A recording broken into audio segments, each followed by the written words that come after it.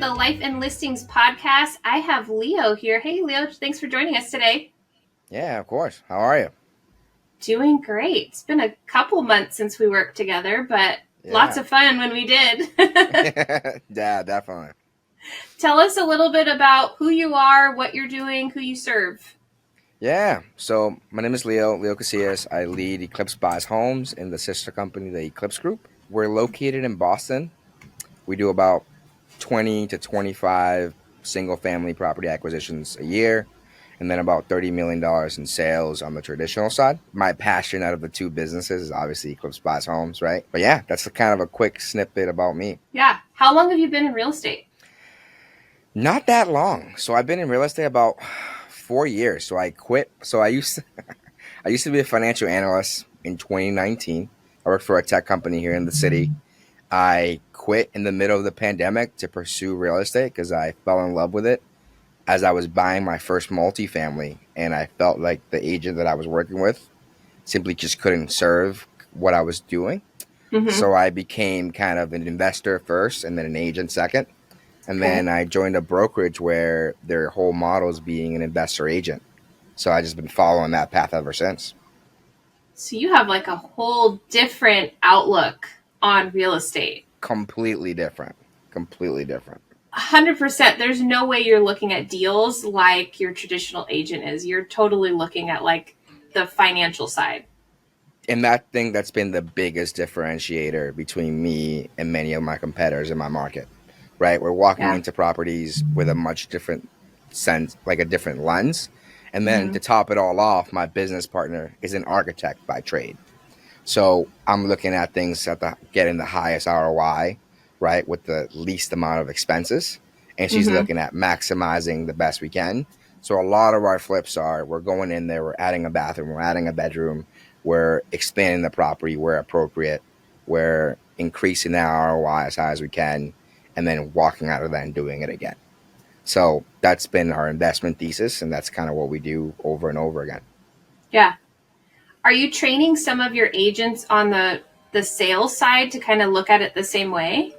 No, so the way we kind of structure our business was a lot of our sales happen between Brianna and I, and then we recently just acquired, pun intended, recently just acquired an acquisition manager that goes on the appointments and is having the conversations with the sellers, and basically I go into all of my appointments. What was getting really hard for us was to manage all the appointments we were going on, and as well as with our ad spend. So we kind of reached the marriage and we're like, okay, we got to bring someone on. We got to teach them kind of our investors thesis. And we created what we call our green sheets for them. Mm-hmm. And in our green sheets are basically what I like to call the grand slams, right? You're walking a property and it fits the certain demographic, right? It's a 1950 single family house, 2 level, 3 baths, 3 bedrooms, 1.5 baths, or whatever it may be, right? This is something we're looking for. And if it fits within that box, I'm purchasing it. That's been really great for us. We taught him that really well. And then the way it goes to, he'll set up appointments for us if it's a listing. Then we'll sign it under our name and go through the process. Amazing. Okay. So I love this business model because you you have different avenues. So let's Correct. talk about like your business. How have you set it up for success? That's been a work in progress, to be quite honest. And then kind of when you and I started working together was when my residential business was great. And I was trying to bring in the investment business in. Because the Mm-hmm. way I've always thought about it is that my agency business is my active income. My flipping business is still active, but then Yeah. I take that capital gain and I invest it into multifamilies, and Mm-hmm. that's my retirement. Right when I quit Amazing. corporate, I withdrew my entire 401k, so I didn't have a retirement plan per se. So I needed to be super focused and intentional about building that nest egg and planning for the future. So I'm like, okay, my agency business was doing well. It was enough that afforded me a marketing spend for the investment side. The flips really started moving in the correct direction.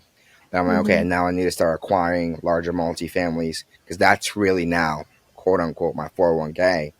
And that's just kind of been the flow of it. But at first, it was very rudimentary, right?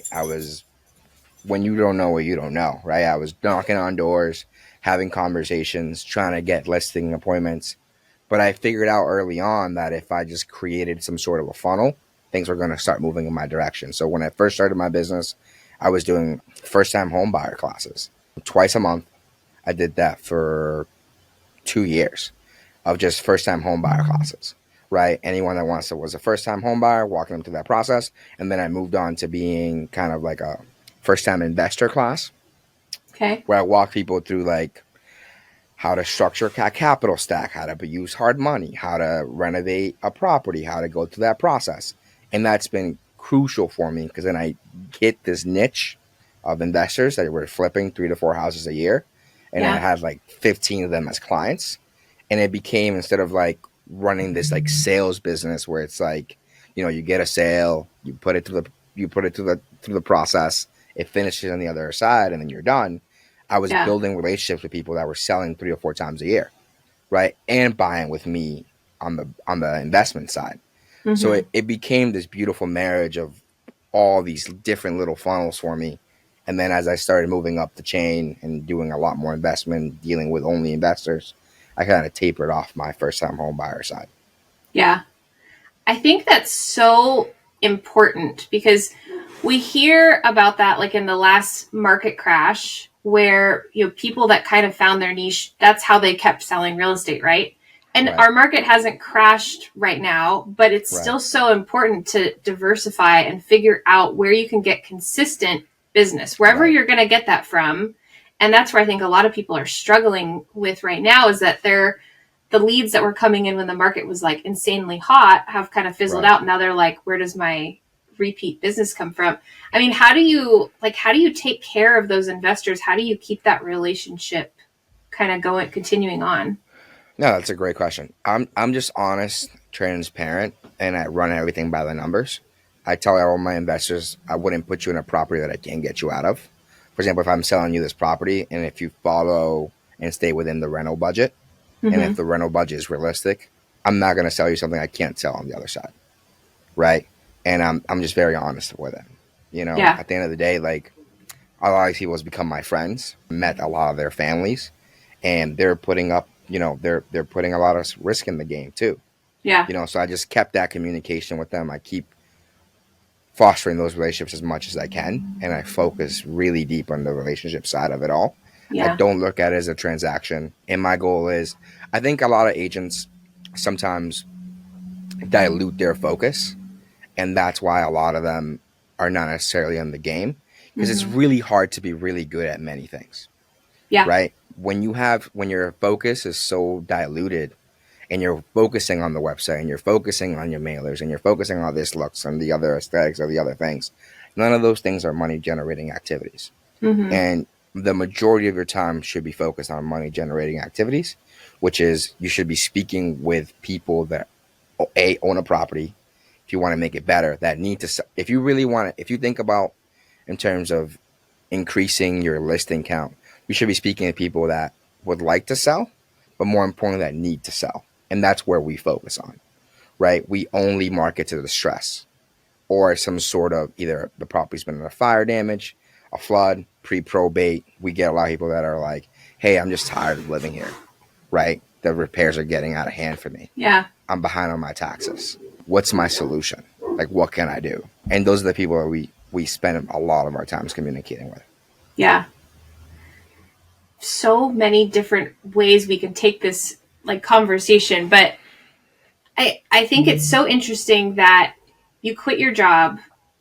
Yep. You cashed in your 401k, and then I'm assuming you're probably doing the same with other investors, right? Are these other people that are like looking at this for their retirement? So does that make you more like invested in that? Yeah, 100%. 100%.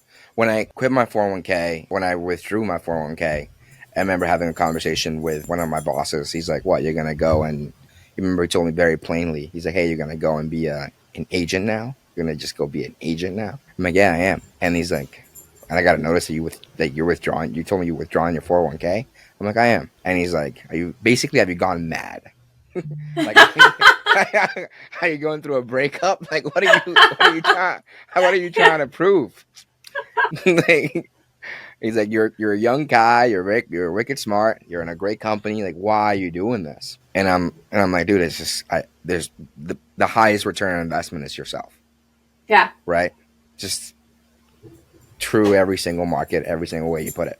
I was like, I believe in myself. I believe in this investment vehicle. At the end of the day, the value of it is that I have a home. It was an owner occupied 3-family, a triple decker, like they say in Yeah. Boston. I was buying myself a triple decker, and I was like, I'm just gonna do it, dude. I'm just gonna do it, and I'm gonna go through with it, and it's gonna be awesome, and I'll figure it out. But you got to have that self confidence. Mm-hmm. Most people don't. And us entrepreneurs, most people tell us we're crazy when we first go down whatever road we choose to do, right? And I mean, now you have such an interesting business model because you can take an incoming client or a person and you can direct them to different offerings that you can help them in rather than referring out. Correct. You know, you can buy their property, you can sell their property, and tell us how that's kind of evolved over time. Yeah, we have what we call the Pick Your Path program, and where we present them either. So we have 3 options, right? We can either list the property for them. We can do what we call our equity protection program, where let's say they have a lot of equity. They don't want to sell to a We Buy Ugly Houses type company, but they need to do some key repairs to get the property in the market and get as much Mm-hmm. money for that property as they could. We come in, so they qualify for an equity protection program. We'll come in if they need a new roof, we'll put a new roof on. We'll do about 5% of the equity that they have on the property. We'll give that to them in advance and put a lien on their property and get the property taken care of for them. Very Okay. similar to Curvio, right? Kind Yeah. of the Curvio model. The only difference is that we're handing that directly to one of my listing agents. They're putting that on the market for the standard fee, and then we're selling it for them. The Yeah. list, the list program is very similar to what traditional agents are doing. And then we have the cash buying program, right? If you're kind of not happy with the property, you don't want to go to the hassle of selling on the open market, and you want to sell for cash for ease, we also provide that for you. But usually we never present all 3 options at once, because by the time we're getting to the appointment, we've pre-qualified them enough that we Mm-hmm. know in what 2 buckets usually they're going to fall into. So Okay. it's usually between, their property's higher end, pretty well taken care of. It's been owned for quite some time. There's no financial distress. It's in good condition. They're probably going to be in the top left Yeah. of that program cycle. If not, if the opposite is true, then they'll be in the bottom 2% of Okay. that cycle. Yeah. You don't want to just offer to list their home on the open market because you're not going to do them a great service anyways. Correct. And a lot of them are just either they inherited the property, they're embarrassed by how it looks. There's some sort of family situation taking place where money's not their highest motivator, right? They're like, hey, this is something I want to get rid of. I inherited this for whatever reason. My mother Mm-hmm. passed in here. I don't want to go back in there and see her things. Whatever the reason may be, or like my main stack broke and I can't afford to, and I need to get out of Yeah. here in the next 30 days. So the situation sometimes leads that they don't want to go the traditional route, and we're there to help them any way we can. Do you find when you go into most of those conversations that they've spoken to other agents and the other agents aren't listening to what their real motivator is? 100%, Mm-hmm. 100%. And I think that we have in our offer sheet something we call the solution sheet. So our acquisition managers are trained to listen, most importantly, and then physically take notes. I like to personally see the notes from all the appointments because I want to see what their pain points are. And Yeah. we then present to them what we call the picture perfect scenario, right? If we're able to provide moving services, provide you a credit of $5,000 and help you secure your next property, what else would you want to do then? Mm-hmm. Right? And in that solution sheet, it's an addendum that we add to our purchase and sale agreement that we're obviously signing on a purchase and sale agreement and committing to also providing those solutions come point of sale. Yeah. I I love that because I feel like I often just hear, like, if I'm listening to sales calls or just listening to why things aren't working out, or just even Right. when I was in production, I'm going to a listing appointment. They're like, yeah, I've talked to 3 other agents, but like my motivation was I actually needed to stay here longer or I need to stay here Right. shorter. And the other agents weren't listening. They're like, I can get your house sold right now. She's like, wait a second. Well, that's not what I'm looking for. that's not what I wanted. I don't necessarily need top dollar. I wanted this other thing. And it's like they just needed to listen. Correct. And a lot of the agents are just self-propelled, right? They think that everybody wants the same thing, which is just simply not accurate. Amazing.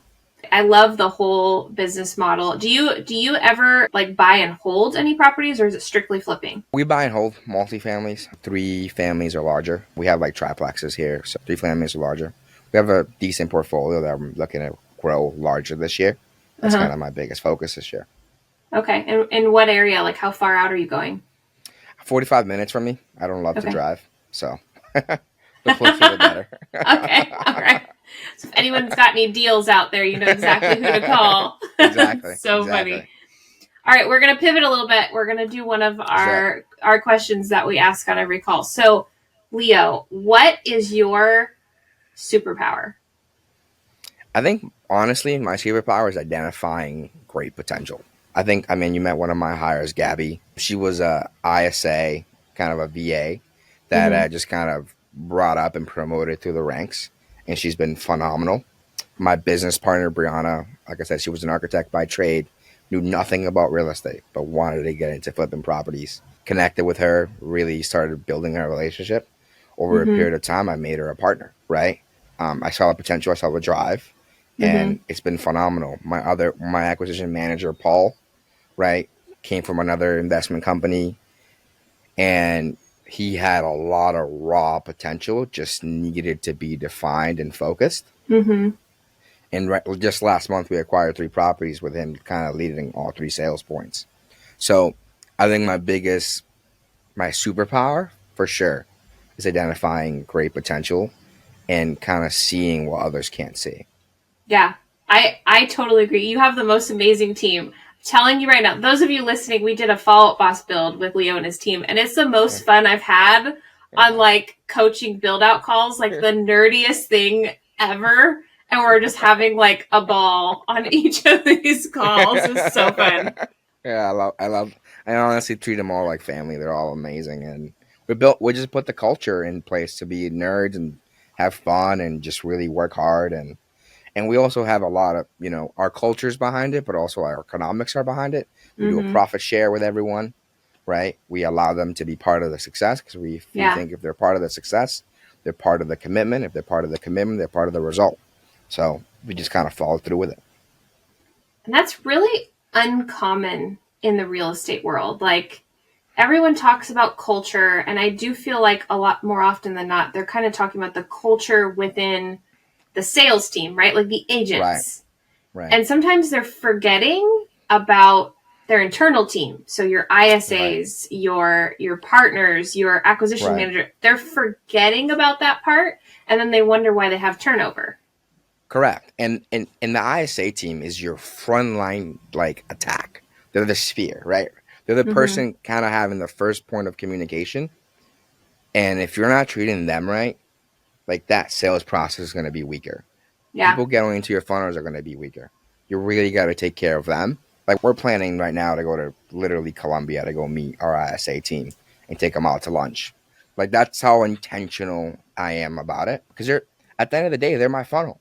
They just simply are. They're my outbound funnel, and I need to treat them accordingly and really make sure they're human beings, kind, love, and being attentive, and all the things you give other people on your team. Like it doesn't need to stop there. Yeah. I coach that all the time. And when someone's like, I want to hire a VA, but it hasn't worked out before. And I'm like, okay, but like, how are you treating them? Do you have regular check-ins? Right. Are you taking care of them? Are you asking them how they are? And they're like, no. I'm like, what do you think is going to happen? I think we have this American egotistical lens that we think if they're a VA, they're almost like this. I'll get another one. They're $5 a buck, so $5 an hour. Like doesn't matter, whatever. I mean, dude, that's how you treat your business. It's like my business, right? And I want them to talk to customers in a way that's reflective of who we are and what we do. It starts with me, and I've taught that to my managers, and I've taught that to Brianna, and I've taught that to Paul and Gabby, as you met, right? They have leadership in the business, and we have what we call I've created this feedback loop because I was obsessed with not building it in a way that people like. I didn't want to make mistakes that someone was already aware of. For example, a lot of times as entrepreneurs, we're like, okay, well, I think our outbound needs to do X, Y, and Z. It's like, dude, you're not calling 40 hours a week. How are you going to get the correct feedback to make sure that's happening? Yeah. Right? Like, you got to make sure you're constantly receiving that feedback from the people that are actually on the front lines doing it over and over and over again. So I'm like, hey, I don't like our appointment counts are been a little low. What's going on? So I got all my essays on the call. I'm like, hey, what's happening? They're like, hey, Leo, the dialer, we're just simply not getting enough pickups. I'm like, okay, is it the script? He's like, hey, buddy, I just told you. I'm like, I was thinking in my head, I'm like, is it the script? Is it the we're not mailing enough? Is it the phone numbers? Like, what is it? They're like, nope, just not enough pickups. I'm like, you sure? He's like, yeah, it's just not enough pickups. I'm like, all right, how can we get more pickups? And they're like, okay, well, maybe we gotta. Then when I go down the path, I identify the correct problem. Then I try to really solve it, as opposed to trying to think what the issue is and force it onto them.